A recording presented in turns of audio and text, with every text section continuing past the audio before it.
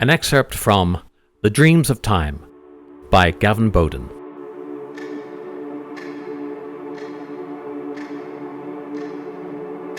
Ryan woke with a start, slightly confused because he was stood outside his house on the other side of the street. The sky was dark with rain clouds, but the air was fresh like the morning. Ryan thought to himself, it cannot be morning already. And more importantly, what am I doing out here?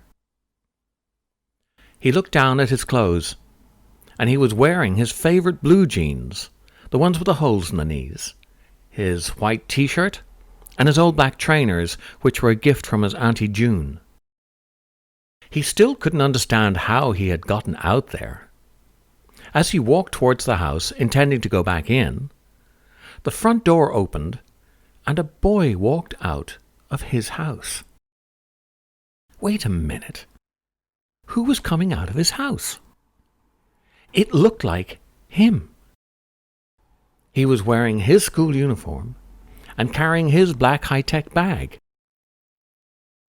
Ryan stood there in the middle of the road, not quite believing what he was seeing. As the boy walked down the garden, Ryan could see that it was himself. Me? What? He thought, confused. At that point, a car sounded its loud booming horn, which made Ryan jump out of his skin. He turned to look at the angry man in the blue car and stepped apologetically onto the path. The boy who looked like him had started lazily walking down the street towards school, so Ryan decided to follow. The boy took the same route as he would to meet Jed and Paul, down Eleanor Street, through the park and across Smithson Road. Ryan followed from a safe distance. He didn't want to be seen by the boy, but was really intrigued by the events of that chilly morning.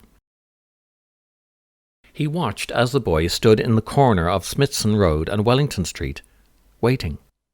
He couldn't be waiting for his friends, could he? Thought Ryan. The next thing, both Jed and Paul rounded the corner and greeted the boy.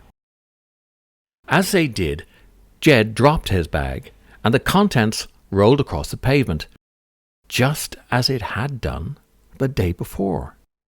Ryan thought he must be dreaming. He pinched himself to see if he'd wake up, but all it did was sting. Then he remembered that the day before, just after he had met up with the guys, the milkman drove past them, and a bottle of milk had fallen from the cart and smashed on the floor in front of them. Just at that moment, exactly the same thing happened. The rusty white electric milk cart came round the tight corner, a bit too fast, and hopped a little, making black marks on the road and causing all the bottles in the cart to jump around. One of the bottles escaped its crate and smashed violently on the road, spilling its milky white contents all over the tarmac. It can't be, thought Ryan. Am I dreaming about yesterday? About what happened? He ran across the busy road to carry on his observations of the boys. It was weird, because there he was, watching himself and his friends go about the happenings of the day before. As he jumped onto the pavement on the other side of the road, he accidentally kicked the curb, tripped, fell, and bumped into an old lady walking along with her dog. The dog was cute and had black and white patches all over his back. The lady tried to steady herself and in doing so dropped the dog's leather lead. The small dog was startled by all the commotion and shot off like a bullet down the street. Within a couple of seconds, he ran around the corner and was gone. The round-faced old lady was furious, shouting and screaming at Ryan, while she hurriedly shuffled in the direction the dog had run. Ryan tried to apologize with no avail, so continued following the boys towards the school. When he arrived at the school, he saw the boys, as expected, waiting outside for any unsuspecting nerds to come along. As he waited, he saw Timothy Highburn approaching the big black iron school gates. Without thinking, he found himself calling out to him, "Timothy!" Timothy quickened his step a little, but Ryan managed to catch up, standing in front of him. Timothy looked petrified and immediately cowered, reaching for his money in his pocket. "I don't want your money today, Tim, but I want you to go in through the east exit.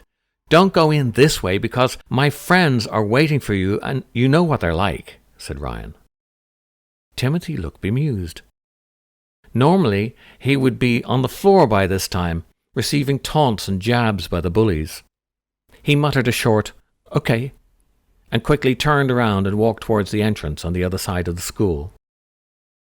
He disappeared round the corner and was gone. Ryan went and stood in the place where he was before, to spy on the boys. After a few minutes, the bell rang, and they bungled in through the school doors. Once again, he suddenly woke. This time, he was in his warm, cosy bed. He looked over at the clock on the other side of the table. It read 7:35 a.m.